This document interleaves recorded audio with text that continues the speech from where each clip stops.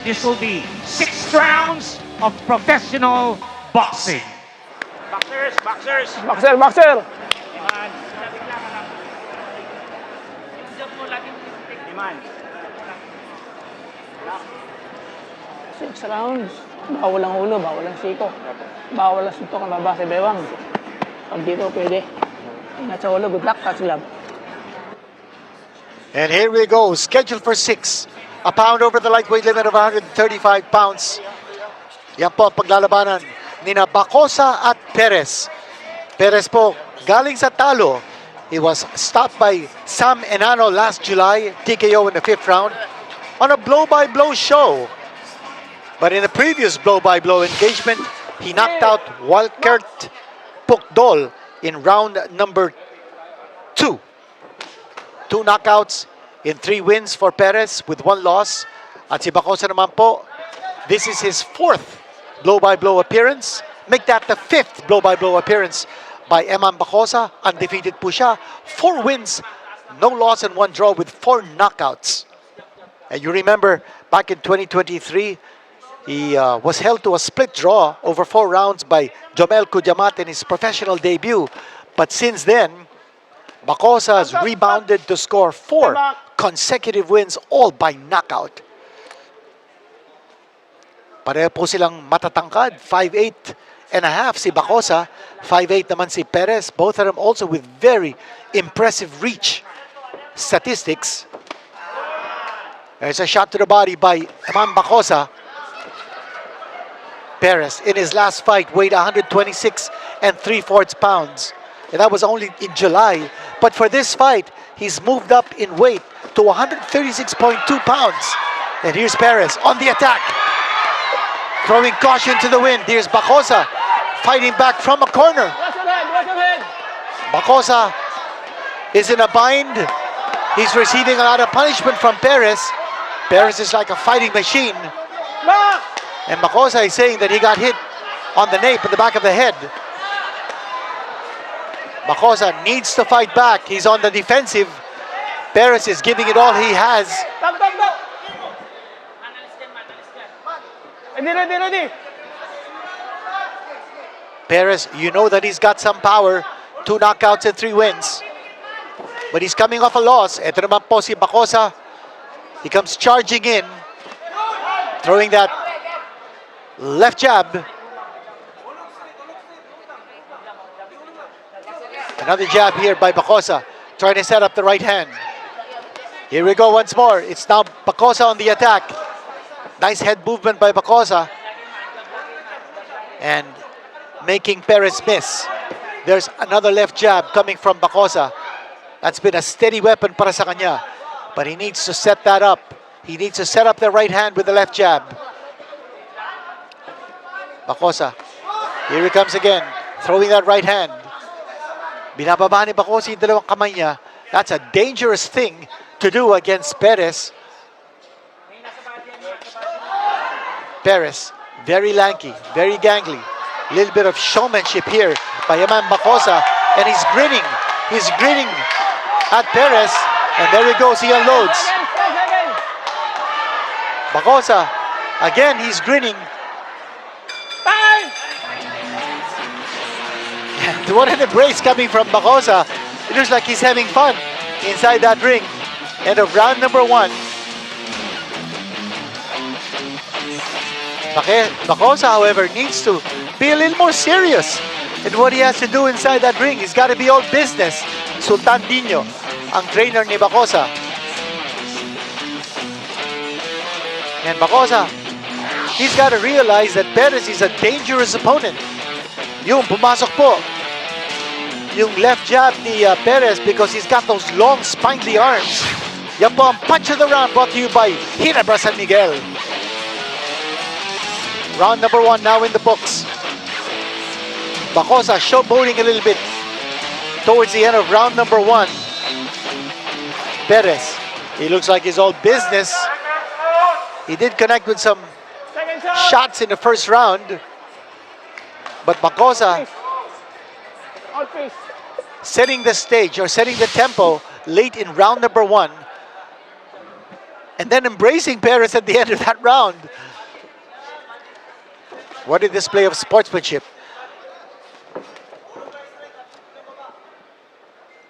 Both fighters so lanky, so lengthy.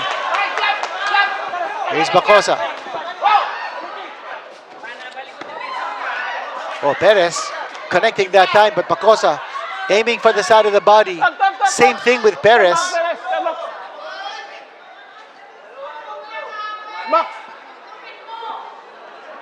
Bacosa telling Perez, stop hitting me in the back of the head. Left hand coming from Bacosa. Bacosa moving in, throwing that left jab. What about an alley shuffle coming from Perez? Both these guys are trying to grandstand each other out of the ring. A miss there by Perez.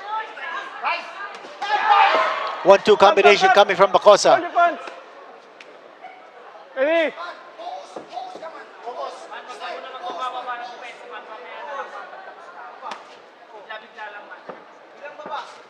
Bacosa, a very impressive physique.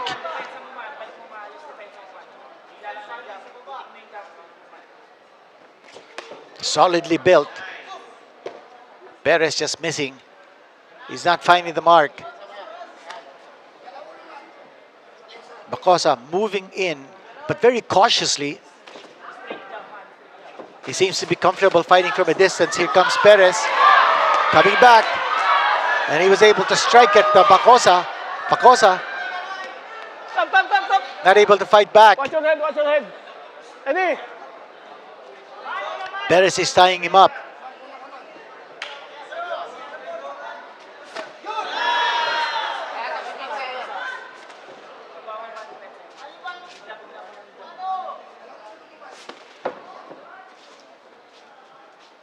Perez with those long arms. Almost like tentacles. At si Bacosa naman, trying to narrow the gap. But Bacosa has to be careful with his defense. He's bringing down both his arms. Now both these fighters are going down.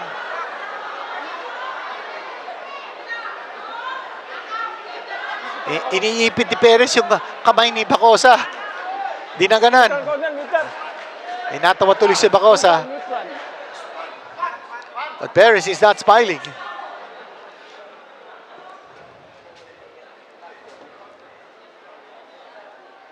Ready? And referee Box. Ed Nobleza telling the both fighters, okay, continue the action. Neither fighter has been seriously hurt in this fight so far. And that's the end of round number 2. We'll treat the fans with 2 rounds now in the books. Nestor Languido, ang trainer po ni Perez. Punch of the round, panoorin po natin. Who's gonna take the honors? There's that, beautiful left hand coming from Bacosa. And that rocked the head back of Perez. Perez a little bit shaky as he took several steps back. You see Bacosa. That was a punch of the round brought to you by Ginebra San Miguel. Nice close-up of the good-looking kid, Eman Bacosa, the undefeated fighter. Coming off 4 straight knockout wins. Signal to start round number 3. Standing room only. Dito po sa Okada, Manila Grand Ballroom. And action resumes. Left hand coming from Bacosa. But that raised a lot of sweat out of the head of Perez. Perez trying to fight back. Both these fighters are throwing some hard shots. Bacosa talking to Perez. Ready? Bacosa telling Perez, keep it clean, guy. Hard left jab coming from Perez. And Perez has that grin on his face. Now Bacosa has both his arms raised up.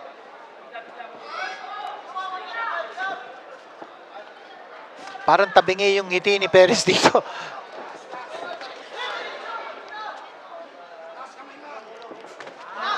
Bacosa looks like he's all business in this round. Same thing with Perez. Enough showboating in the first 2 rounds. Now it's time to win this fight. Bacosa is determined, so is Perez.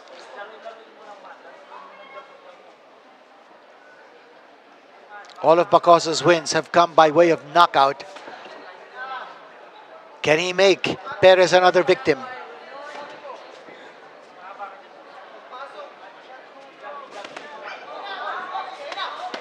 Perez connecting with a 1-2 combination.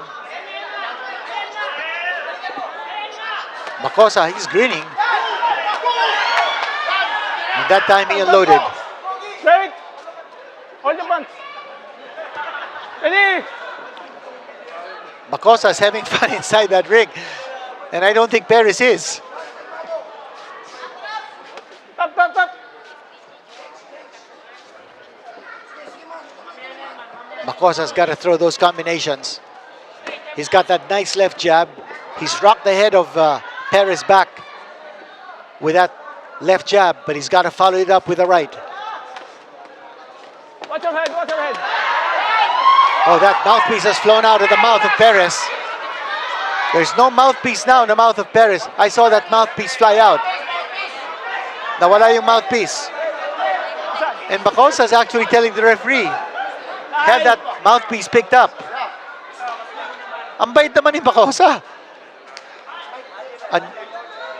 Ordinarily, a fighter will just take advantage of an opponent without a gum shield and come charging in to inflict more damage on that unprotected mouth. Pero ang bait ni Bacosa, tinuro po sa referee kung nasaan yung mouthpiece. Lumipad outside of the ring. Here we go.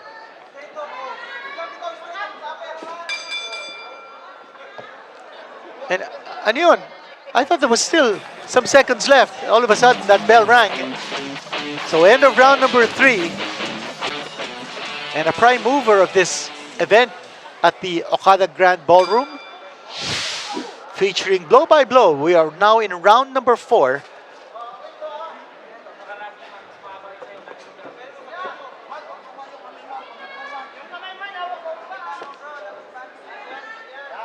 Perez trying to strike out with that left jab.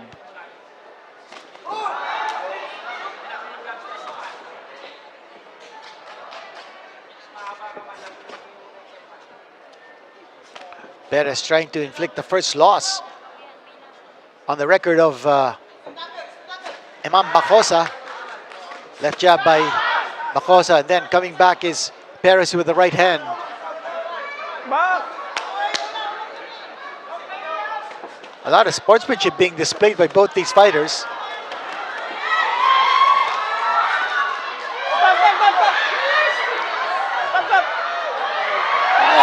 Perez, hinahalikan niya si Bacosa. Ano ba to? Ano ba to? Wow! Perez, hinalikan niya si Bacosa. Ano ba to? Pati si Bacosa napatawa. Sandali, laban ito. Timing! Ano ba yan? Masyado kasi mabait si Eman Bacosa, kanya na-appreciate naman ni Perez yung ginagawa ni Bacosa. Yung hininto ni Bacosa yung laban kasi nawala yung mouthpiece ni Perez. You gotta appreciate that kind of love.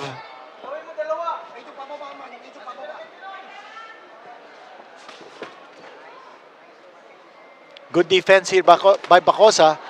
Hindi tumatalab yung mga suntok ni Perez. Again, an embrace.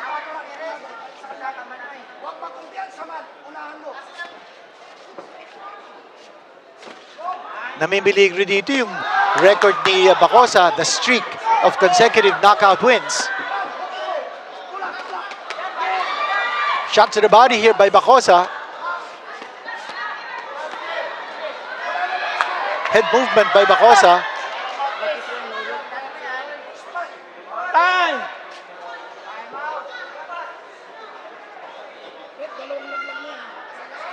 And it looks like the mouthpiece has again fallen out of the mouth. Now that deserves a warning. Pangalawa na, susunod 20 bucks yan. Yun, narinig natin yung sinabi ni referee Nobleza. That's the second time na naluwa ang mouthpiece ni Perez. A third infraction will be the point deduction. And a fourth could be disqualification. You cannot keep on spitting out your mouthpiece.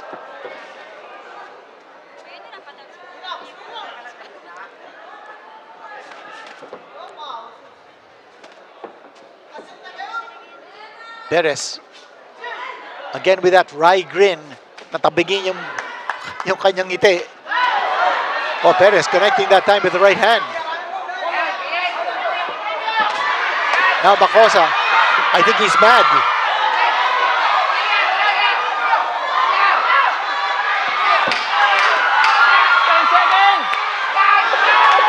Bacosa hitting him with the right. Perez is coming back. Now you're seeing a lot of action exchanged. What action we've seen. Natamaan doon ng isang magandang kanan ni Bacosa, si Perez. It might have rocked Perez a little bit. There's Eman Bacosa, a close-up. Panurin po natin ang punch of the round. I don't know whether that right hand will be able to catch. Oh, the right hand of Perez, that connected. And then Bacosa trying to come back. He missed. And then he tries to come back once more. And the punch of the round brought to you by Ginebra San Miguel. A close-up of Rodelyn Perez. Round number 5. No knockdown has been scored by either fighter. Eman Bacosa has scored 4 straight knockout wins entering this fight.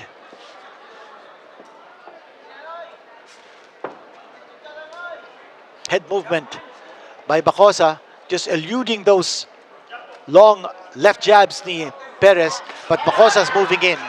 You see that he's narrowing the gap. Perez is trying to fend him off by striking first. Bacosa. Perez coming back. A little wild. But Bacosa's throwing caution to the wind. Now he's advancing. He's coming forward. Perez throwing those jabs to try to keep Eman Bacosa away. Side-to-side movement by Perez. He tries to come back.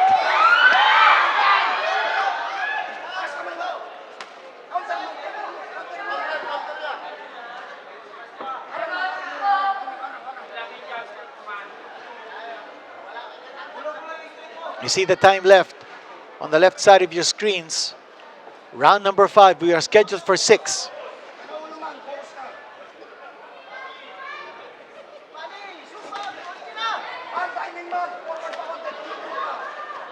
Left jab coming from Perez. Just enough to keep away from Eman Bacosa. Bacosa not able to launch a sustained attack.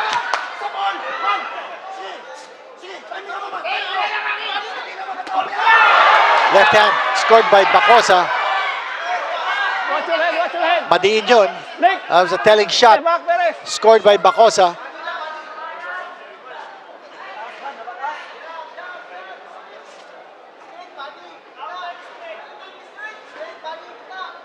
And once more that very pesky left jab coming from Perez, and Perez holding on. Nick.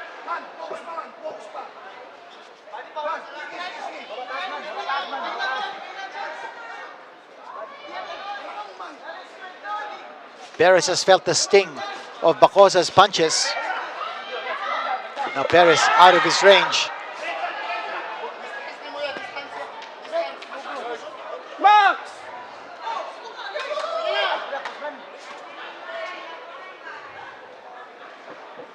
Bacosa's coming forward.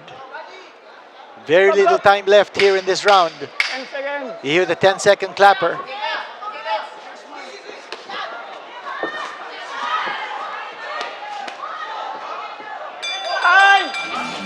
That's the end of the round. And we've got one more round to go. And that streak of consecutive knockout wins by Eman Bacosa. Round to go. And that streak of consecutive knockout wins by Eman Bacosa now in jeopardy.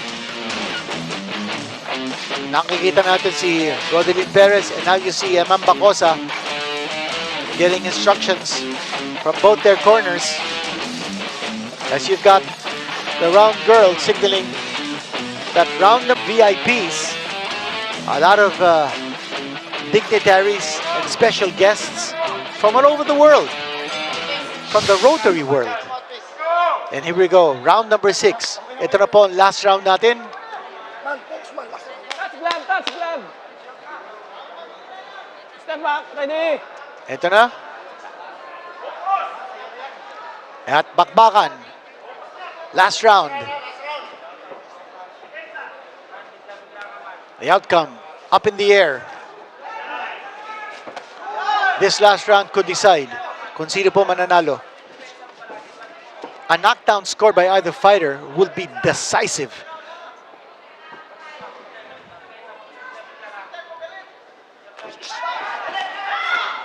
One-two combination by Bacosa. Tap, tap, tap, tap. Step back. Hold your punch. Ready.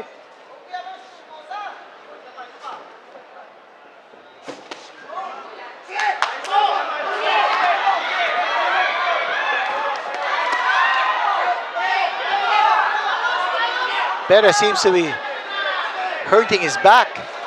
Parang meron siyang iniinda ron. But Perez is fighting back. Bacosa might have hurt Perez. Perez is holding on. That mouthpiece is also about to be dislodged once more. Ito, kumakapit na. Si Perez might have gotten hurt. He's taking a step back. But he's fighting. He's retaliating. But Bacosa stalking his prey. Ito, wala nang ginawa si Perez kundi humawak.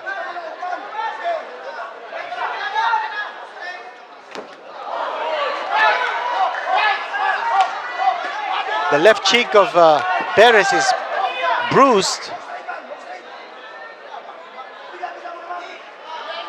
And puffy.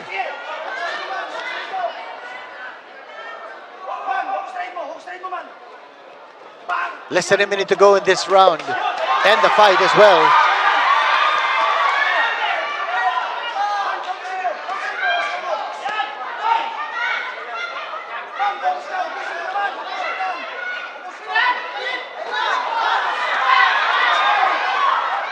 And there's a nasty welt. Break. Hold your punch. Step back, Eman. Step back. And that left eye of Perez is closing very quickly. It's a bad bruise. Break. And he can hardly see from one eye. He's blinking badly. And that's it. That's the end of the fight. And this will go to the scorecards. It's the first fight of Eman Bacosa that he might win on points. Of course, his very first fight as a professional went the distance. That was a 4-rounder. It went down to a split draw. Ngayon naman po, this has gone the distance, 6 rounds. And in our unofficial scorecard, Bacosa will have the edge.